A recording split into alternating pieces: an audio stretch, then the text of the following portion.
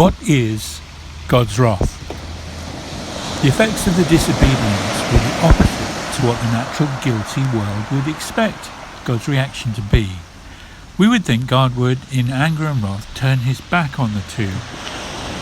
But it was precisely the other way around. It was Adam who hid from God, not God from Adam. Here was God walking in the garden in the cool of the day and looking for Adam. But where was Adam? Hidden in the bushes. Nor was God displaying some wrathful retaliation, but only questioning Adam to bring the reality of the disobedience home to him. For when he came face to face with the three, the serpent and Adam and Eve, there was not a word of condemnation of wrath against the two, but only his full curse on Satan. To Adam and Eve, everything God said was to clarify to them the beneficial consequence which they thankfully could not escape, a way of life which always has sorrow at its roots. God said in effect, Eve, you will have sorrow one way, Adam, you will have sorrow another way. That was all.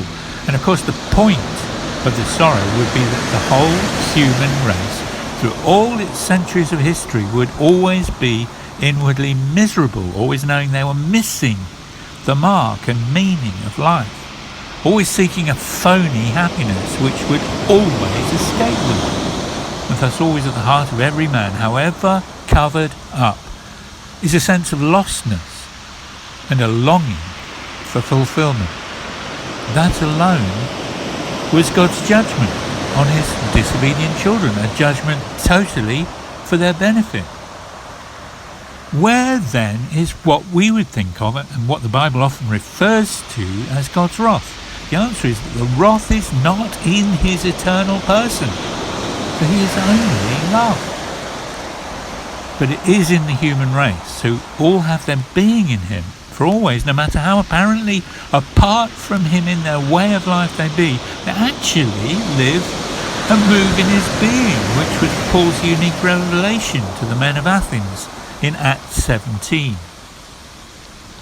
The consequence must always be that we, in our separation from God in his perfect personhood of love, have all the effects in our persons of our wrong way of living, and these constitute the wrath of God, experienced not in him, but in us. This was well put by Paul in speaking of the effects of certain sins in Romans 1, that we receive in ourselves that recompense of our error which is meet. Quite naturally, the fallen man, seeing only with the external eye, it appears as though God is the God of wrath imposing punishment on us.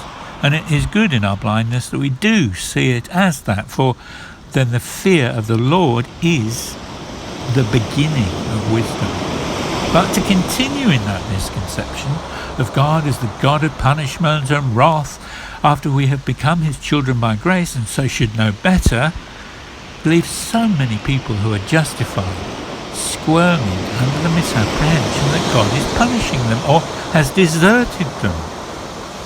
Even when we read the words of Moses or Paul about God hardening Pharaoh's heart and that God raised him up to show his power through the hardening, we should understand that the hardening wasn't actually in Pharaoh's persistent refusal to respond to Moses' word of the Lord to him.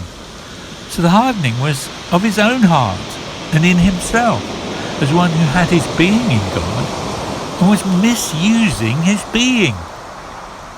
That is the truth of God's wrath in his rebellious sons. For as Paul said, the truth concerning him is that God has shut them all up in unbelief, that he might have mercy on all, not judgment on them. Actually, what did God give Adam and Eve in that crisis interview? The answer is in what was addressed to the serpent. You have sown your seed of enmity in my human family, so that they are your children. But I have a seed, one seed, Galatians 3:16, of this woman, my eternal Christ, the Lamb, slain from the foundation of the world, and in all who receive him, that seed will destroy your seed and crush your head, though wounded by you in the process. That promise was experienced in its truth by Adam and Eve's second son, Abel, to whom God first witnessed that he was justified with the offering of a slain lamb, the first symbol of an atoning death as the gateway to life. And Adam and Eve, as they covered themselves in the skins from slain animals with which God provided them, must have seen this as the first symbol of atonement. So all God gave them after this first disobedience that separated them and us from him was his all-conquering grace.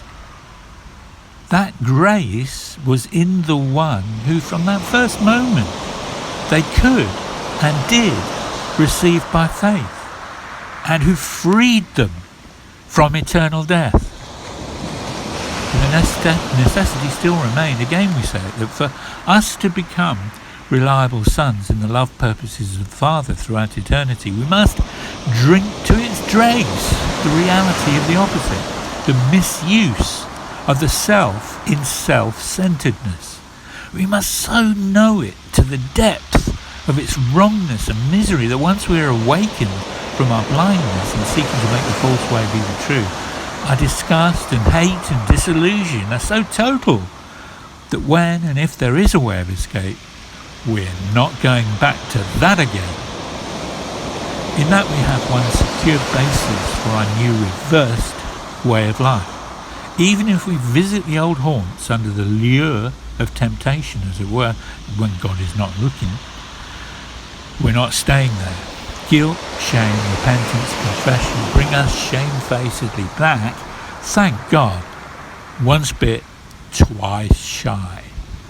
A competent professional has learned and discarded the wrong way of practicing his trade, and so have we.